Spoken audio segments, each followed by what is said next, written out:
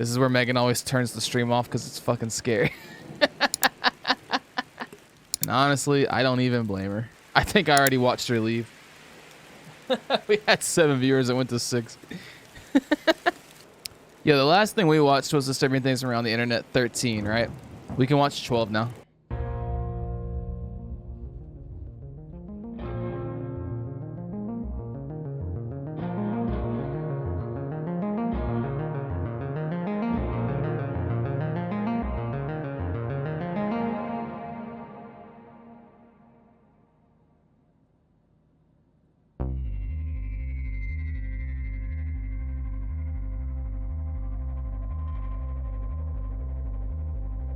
The internet can be a grim place.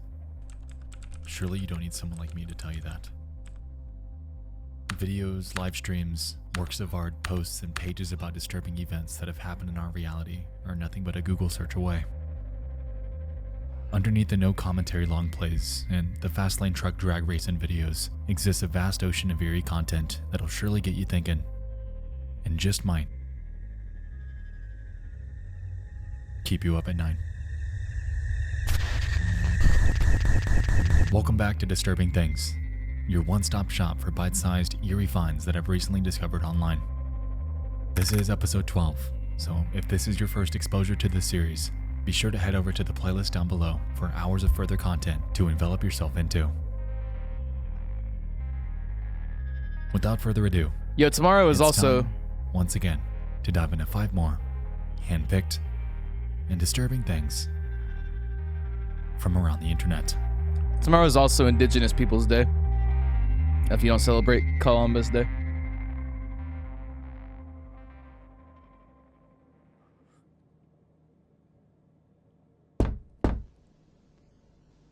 The content in this video is disturbing and may upset some viewers. Viewer discretion is strongly advised. My company is run by Jews, so...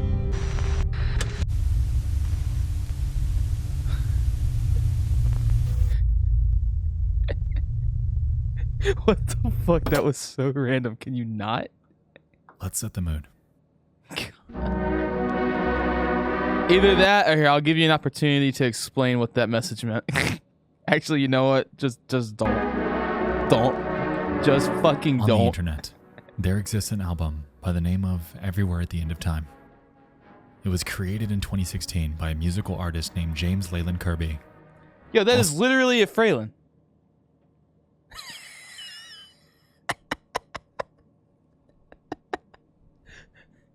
That's literally a Phrasing, bro. Also known by his stage name, The Caretaker. While I'm aware that on this show, I primarily cover real-world disturbing events, I wanted to discuss this piece of art since it perfectly encapsulates the disturbing reality of over 44 million people that are alive today. As you might have guessed by now, the album's an artistic expression of the numerous stages of dementia and how it slowly overtakes the mind, sending it spiraling into a wormhole of forgetfulness, twisted by a reality that they stray further and further from recognizing.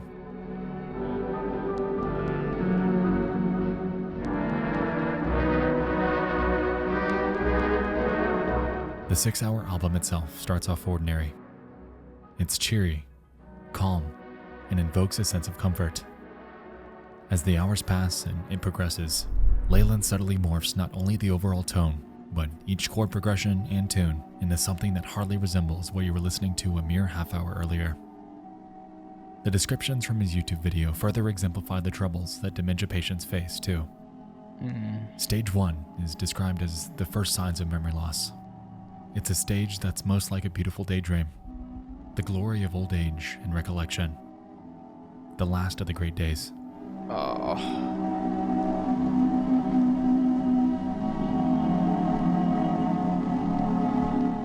Stage 2 encapsulates denial. More efforts made to remember so memories can be more long-form, with a little more deterioration in quality.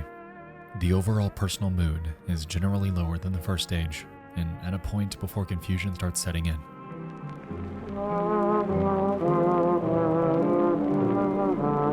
This is terrifying. Stage 3 approaches the metaphorical inflection point. But like also It's beautiful. described as the phase where some of the last coherent memories exist before confusion fully rolls in and the gray mists form and fade away. Finest moments have been remembered, but the musical flow in places is more confused and tangled. As we progress, some singular memories become more disturbed, isolated, broken, and distant. These are the last embers of awareness before we enter the post-awareness stages.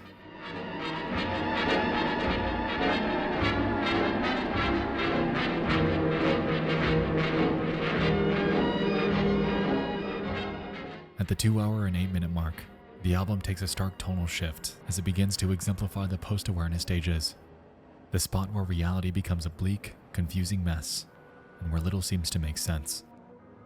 It's described as the point where serenity and the ability to recall singular memories gives way to confusions and horror. It's the beginning of an eventual process where all memories begin to become more fluid through entanglements, repetition, and rupture.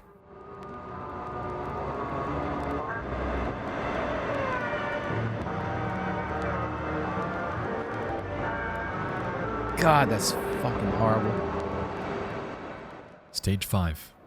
More extreme entanglements, repetition, and rupture can give way to calmer moments. The unfamiliar may sound and feel familiar. Time is often spent only in the moment, leading to isolation.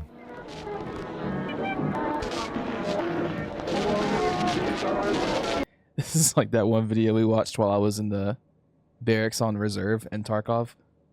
Whenever we were sitting in there waiting for player scavs to run in, and we were watching that one video of that guy that lives his entire life within like a 7-second span. In fact, you're the only 3 people I've ever seen. Oh, dude, I was just looking at the. I just noticed this fucking message. I've never met anyone before. You're the only 3 people I've ever known. That's what I was about to say. I just saw your message.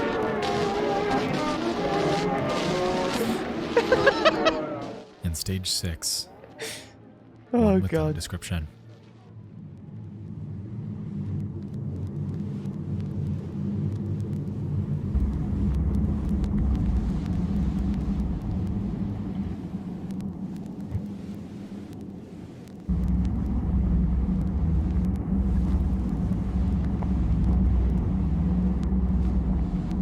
God.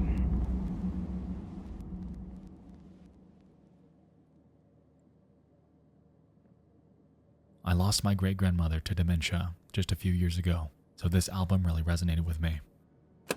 As a child, I remember her being full of life, always willing to go the extra mile to evoke a sense of union and love, whether it was through her cooking, her stories, or even her presence at family gatherings.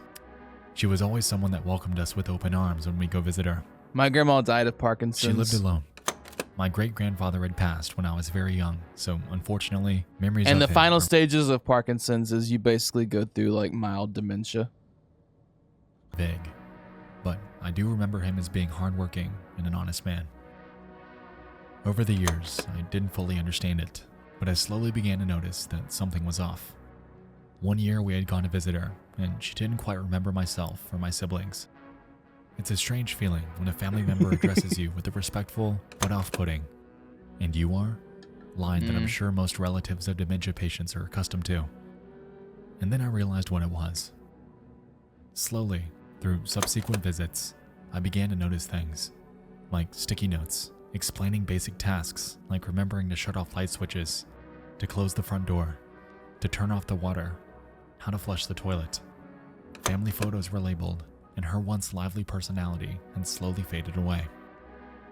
She was trying so hard to be her, but this condition simply wouldn't let her. Bottom line, everywhere at the end of time is a disturbingly bleak looking glass into the human mind. While it isn't creepy footage or a disturbing phone call, this single piece of art is one of the most real, artistic expressions of a human condition that I've ever encountered. Life is fragile and beautiful, and few things have stuck with me more than this. If you have a story about a friend or relative that you'd like to share, feel free to leave it in a comment. While they might have forgotten due to circumstances out of their control, they surely won't be.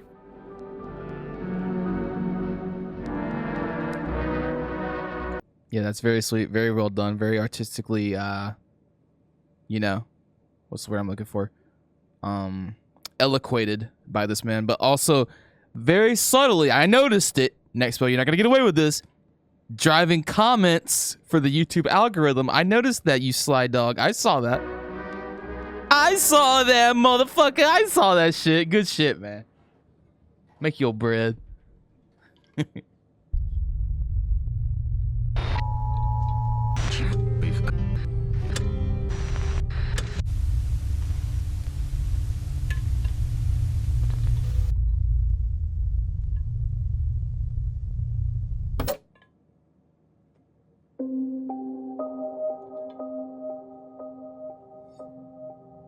On the 22nd of May 2011, a devastating EF5 rated tornado ripped through the city of Joplin, Missouri. It lasted around 38 minutes and reached wind speeds of more or less 200 miles per hour. The aftermath photos are grim. And so too are the videos. Sheesh. For the past couple of years now, I've gotten a few recommendations about covering this upload. And to be honest, I never actually sat down and watched the entire thing all the way through. Just don't live in Life and Joplin, such Missouri. just got in the way. But I digress. True. The video is titled First Person Video of Joplin, Missouri Tornado, created by a user named IzelSG and uploaded on the very same day that this tragedy occurred. Yo, The description claims that they took this footage inside of a Fast Trip gas station on East 20th Street. Initially, they hid in the back of the store before taking refuge inside of the storage fridge. While there aren't many visuals within their recording, the audio conveys everything you need to know about being caught in a storm of this magnitude. Have a listen.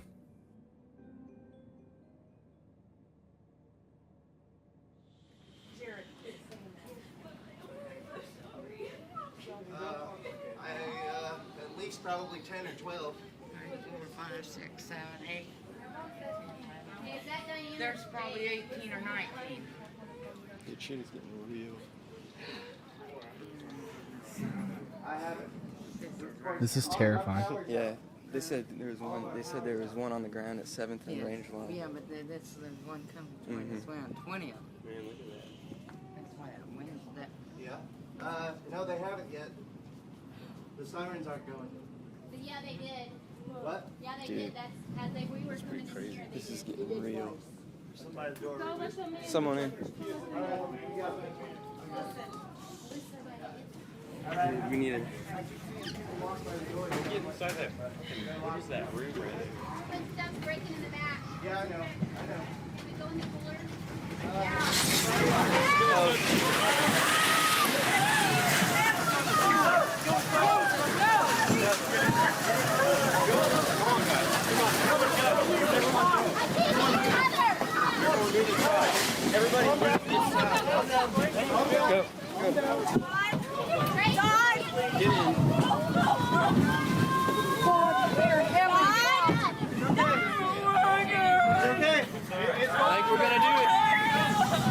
I think we're gonna do it.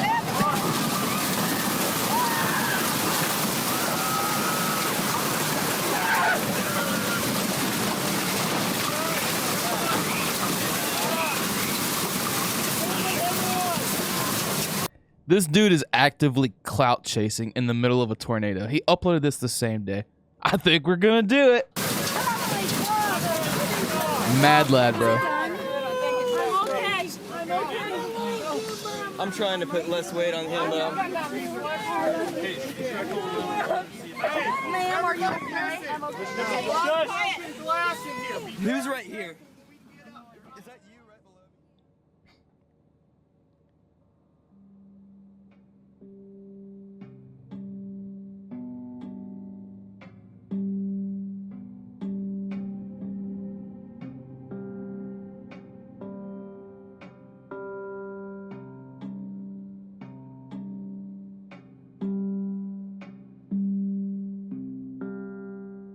Oh. Thankfully, everyone in that store was okay that day. Yo. The same, unfortunately, couldn't be said about the others that came face to face with it.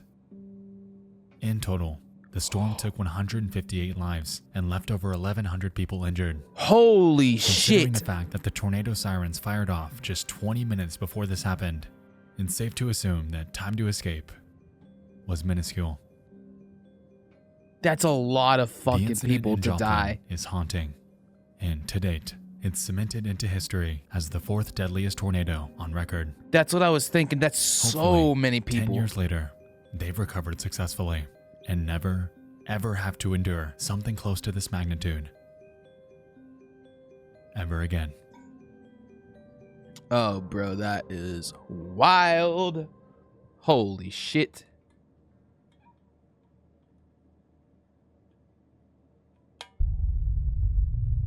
There's one coffee made.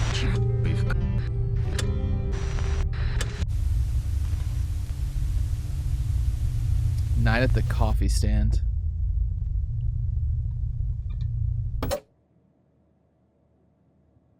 Some weak number. Dude, shut up. Shut up. In 2012, a man had killed himself by the name of Israel Keys. He was a serial killer, an arsonist, a bank robber, one of the worst types of people that exist. The reason for his suicide was because he was caught after a kidnapping and ransom attempt over 18-year-old Samantha Koenig of Anchorage, Alaska. This is his ransom photo proving that she was alive. Oh, to which, God. in exchange, he had demanded $30,000. I think she's dead in that picture. Except, in this photo, Samantha Koenig wasn't alive. Oh, Let's back up. that's so creepy. Oh, God.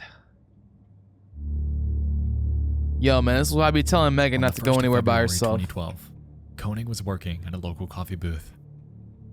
She can be seen on this CCTV footage where everything seems fine. About 2 minutes into it, however, we can observe someone approach the window, to which she reacts with unease. Afterwards, we can see her hastily shut the lights off before carrying out his demands in the moment.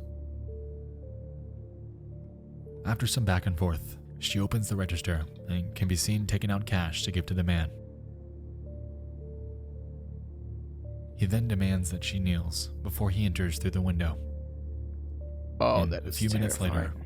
he proceeds to escort her out of the trailer. After this moment, she was never seen again. Oh. As it turned out, her final moments were grim. Later that night, and back at his home, it was reported that he sexually assaulted her, robbed her of everything she had, killed her, and placed her corpse in a shed. Even more bizarrely, the day after, he took off to New Orleans where he went on a I know two-week cruise. she was in like a lit up recorded job. And like it didn't matter at all. I think it's just the fact she was alone. with his family. The entire time, she was left there and was never found. 2 weeks later, and he comes back from his trip. Her body's still in place, and so Keys dresses her up with makeup and sews her eyes open for a photo with a recent issue of the local newspaper. He did this to invoke the belief that she was still alive, and like we established prior, he had put a $30,000 price tag on her. Oh god. While this facade was happening, in reality, he had dumped her body in Matanuska Lake, a few miles north of Anchorage. Israel Keys was later caught. However, it wasn't where you'd expect. As it turned out, he'd taken off towards the mainland US, utilizing Koenig's bank card for cash withdrawals as if nothing happened. Because of this, police were able to follow his trail. That's and really eventually stupid. tracked him down to a Cotton Patch Cafe in Lufkin, Texas. It was the morning of March 12th when Texas Ranger Stephen Rayburn would perform the Dude, just don't live near Matanuska Lake, Fivehead. arrest, and afterwards, Keys was promptly sent back to Alaska, where he eventually confessed to not only this act, but numerous others. By December of that year, though, he would be found dead in his jail cell. He had slit his wrists and tried to strangle himself, leaving behind his own corpse and various notes and drawings made in blood under his cell bed. To this day, Police are still frustrated by this, as with his life went countless questions unanswered. Samantha Koenig was just an ordinary person working her job, as we all do. She didn't sign up for this. She didn't provoke anyone, and she sure as hell didn't deserve the Good fate that one's she was pretty given. good. What she thought would be just another night at work had devolved into a surreal night of hell. A night Shut of hell up, that led to dude. an injustice. And, frustratingly, there's nothing that anyone can do to ever bring her back. Oh, that is terrifying, man. That is so terrifying.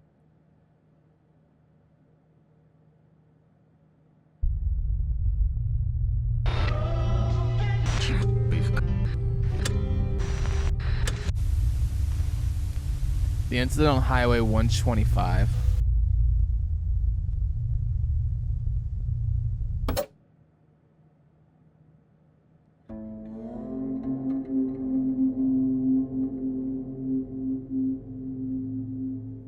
On August Dude 20th can of so enjoy 2009, missed out on a career as a California home Highway ec patrol teacher. officer named Mark Saylor was on a drive in a Lexus sedan with his wife Cleofe, brother-in-law Chris, and daughter Mahala. They were heading northbound on California State Route 125 towards Mission Gorge Road in Santee. While the circumstances outlined appeared to be ordinary, little did they know that their vehicle would lead to this venture being their last.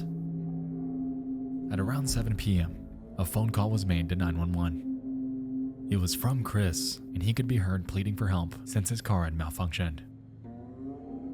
Have a listen. Oh, I heard about this. I remember this. 911 emergency. What are you reporting? Yeah, we're in a Lexus. I'm sorry, your cell phone's cutting out. We're going north 125, Mm-hmm. and our accelerator's stuck. I'm sorry? Our accelerator's stuck. We're on 125, and we're in break. Okay, northbound 125. Where are you passing? We are passing, where are we passing? We're going 120, Mission Gorge. We're in trouble. We can't, there's no brakes. Okay. Gorge, end freeway, half mile. Okay, and you don't have the ability to, like, turn the vehicle off or anything? We're approaching an intersection. We're approaching an intersection. Oh, God. We're approaching intersection. Hold on. Pray. Okay. Oh, shoot. Oh. Okay. Hello?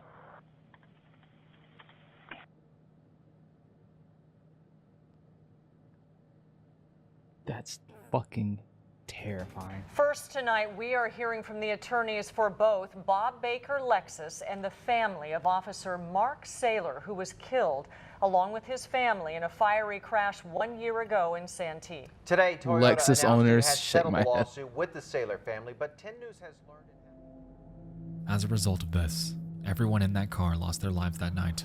The worst part about it is that the car wasn't even theirs. It was a loaner given to them by a nearby Lexus dealership.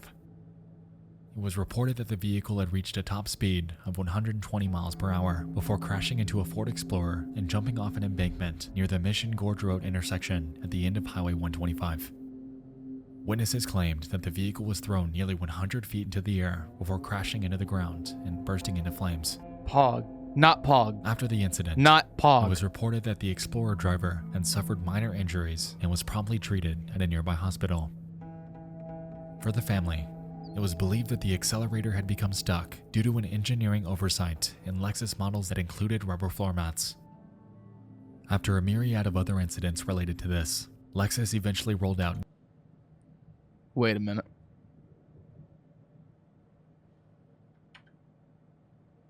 You're telling me the accelerator got stuck because it was stuck under the floor mat? Engineering oversight in Lexus models that included rubber floor mats. After a myriad of other incidents related to this, Lexus eventually rolled out numerous recalls from the span of 2009 to 2011, most of which being related to the accelerator pedal.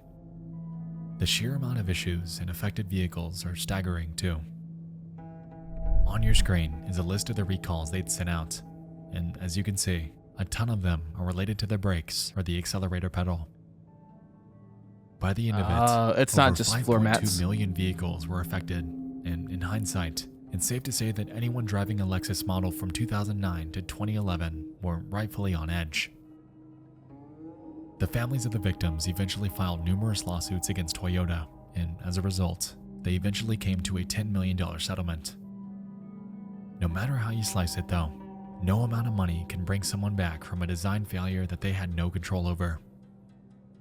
They didn't deserve to die that day. Okay, chat. Okay, chat. Let's go through some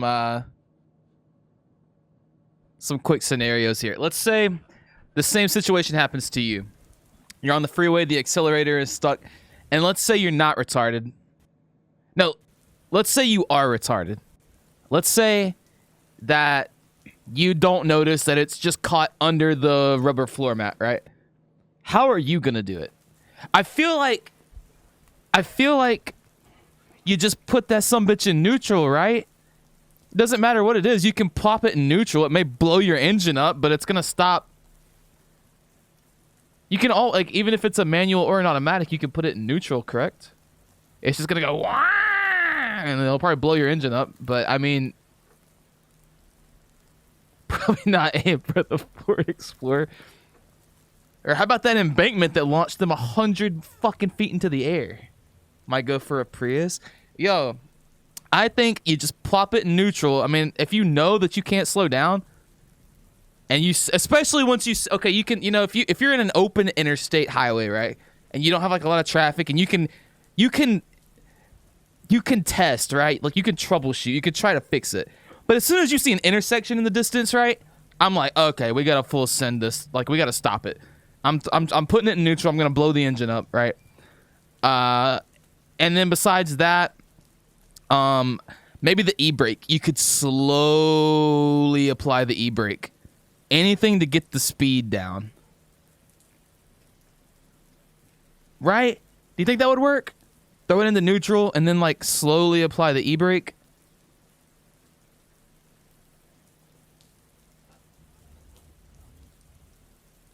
Guys like going 120 mile MPG cop was like weird flex, but okay.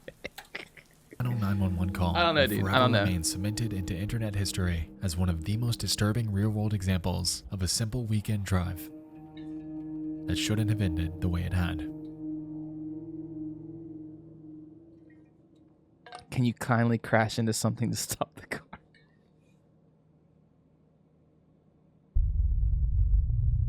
Yeah, I don't know.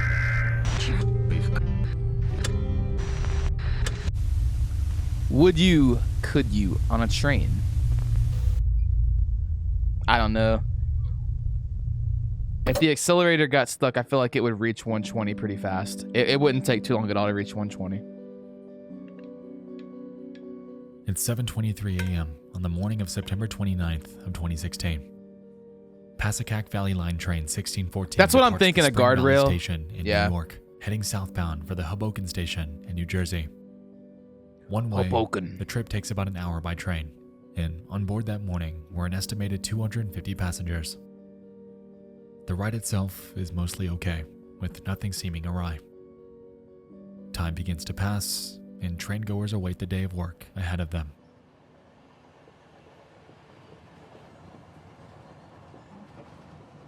(8:45 a.m.) The train's approaching its destination. Being one of the busiest travel hubs in the region, Hoboken Station was lively as expected. The train approaches the terminal, and where it's typically required to stop, it doesn't. It maintains its full speed and crashes through the buffer stop at the end of the rail, causing passengers to be thrown throughout the cabin and forced into a manic frenzy with no clue on how to process it. We just kept going and going, no braking. No nothing, Jamie Weatherhead Saul claims. The moment feels like an eternity, at least until gravity does what it does. The train comes to a halt past the rails and up against the terminal wall, and the normally busy and lively train station is now temporarily declared a disaster area. On this day, 114 passengers are injured and one loses their life. Imagine being the one that loses your life. Is now forever associated with the tragedy that should not have happened. Imagine being the one. 114 people were more survivalistic than you. While this event is tragic in and of itself, on the internet, It was New and Jersey, through word of obviously. mouth, Imagine going to New the Jersey. mystery surrounding it is merely beginning to take root. There was one where like, oh yeah, I read it. I was watching these TikToks of people who pull cars out of lakes and shit. There was one where like these 16-year-old kids went missing like 20 years ago. Nobody could find them, and they managed to find the car in a lake. Huh. Let's back up.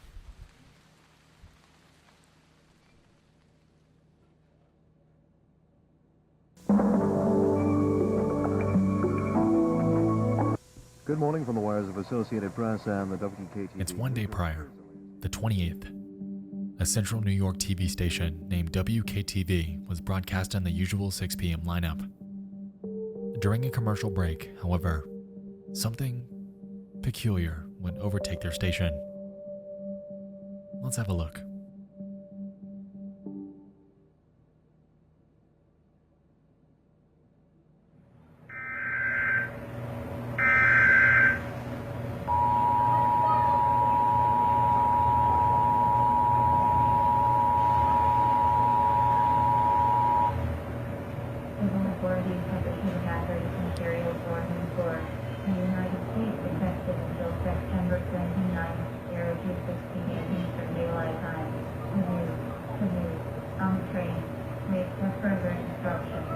What? Yo. That was the day Civil before. Authorities have issued a hazardous materials warning for the United States, effective until September 29th, 2:16 a.m. Would you, could you, on a train? Interesting. Not only did they appear to be hacked, but of all things, it referenced a Dr. Seuss quote about a train. And the timing is striking. Immediately after, WKTV puts out numerous statements. From their Twitter. If you were watching our 6 p.m. newscast, you saw a hazardous materials warning message. There is no such warning. It was a technical error. And later that night, from their website. If you were watching our newscast around 6:17 p.m. or at 10:38 p.m., you may have seen a hazardous materials warning crawl across your screen. There is no such warning. The message was an automated test which was not intended for public display. This message originated from FEMA as a test and had the national location code in it. Tests should not have that code as it's automatically retransmitted. We've contacted the New York State Broadcasters Association, who administers the emergency alert system in New York. We're working with FEMA to resolve this. Our apologies for the confusion this may have caused. In total, there wasn't one, but 2 of these alerts. Unfortunately, I wasn't able to find footage of them separately. However, it's safe to assume that they were either the exact same or very similar. Interestingly, if we pick apart their wording, WKTV is mostly pinning the blame on FEMA, the Government Disaster Relief Program. An interesting claim, but perhaps that's all it was. One day later, and the train crash occurs, WKTV releases yet another statement containing an update. FEMA replied that they did not send this out. They'll launch a full investigation into how their codes were hacked. WKTV seems to be the only target of this hack. For now, we've disabled the codes in our decoder that trigger this alert. If there's a real national alert, we'll still receive it from the local radio stations we're assigned to monitor. That's fucking wild. WKTV will cooperate fully with FEMA, providing information about our hardware, software, and internet access, and will provide log files from our devices. This information will be helpful to FEMA to track down the source of this hack. Oddly, around the same time that this was happening, other videos began to crop up showing strange alerts that had happened in places around the United States. While these are indeed strange and do hint at the possibility of a system-wide hack, the incident that occurred on WKTV was the only one of its kind to include this unusual Dr. Seuss quote. Unfortunately though, to this day, The origin and motive of why this happened or who did it has remained unsolved. That is fucking terrifying. Of all the entries I've covered thus far on disturbing things, this is one of the most bewildering. Understandably, since this occurred, conspiracy theories have cropped up all over the internet, theorizing on the potential of the train operator being complicit and entertaining the idea that the crash was somehow planned by some external party. Why would he crash it While I with personally him in don't the subscribe train? to these, what I do find highly unusual is the timing. And I don't think I'll ever be able to shake that. Yeah, the timing's too inexplicable. The night before, like the day before the train crash occurs, could you on a train? Like in An that audible city? simulation. Mother Nature's wrath. A nightmarish abduction. The one dude that hacked it was the one guy that fucking died in the train crash. Dude, imagine. A disturbing plea for help. And an eerie broadcast alert. The world could be a depressing, creepy, and disturbing place. Dude. Tonight's topics encapsulate. Whoa! Hey! Let's chill out, dude. Why are you trying to spook me, Nexpo? It's an old tape. Play it.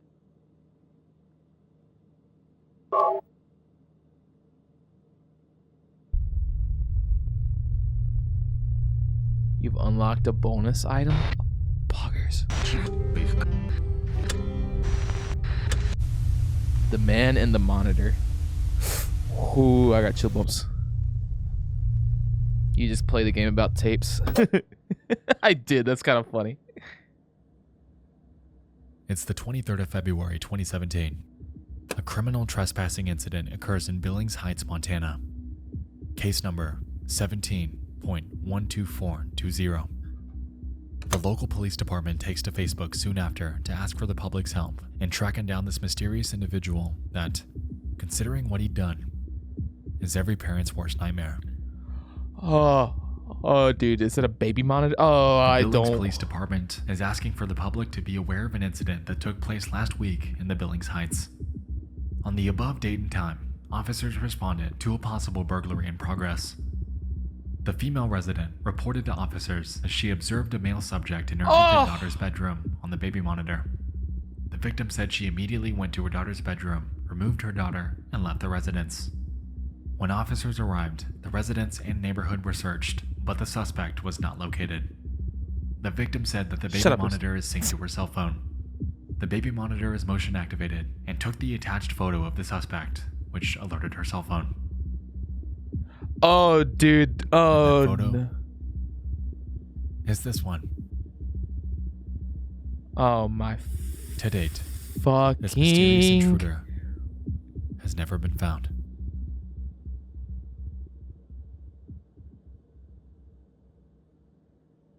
Oh, my God, dude. That's The terrifying. world can be a depressing, creepy, and disturbing place. That's why I don't want to have Tonight's kids. topics encapsulated that. Until I can You and afford I a just- full-ass security system. I got guns.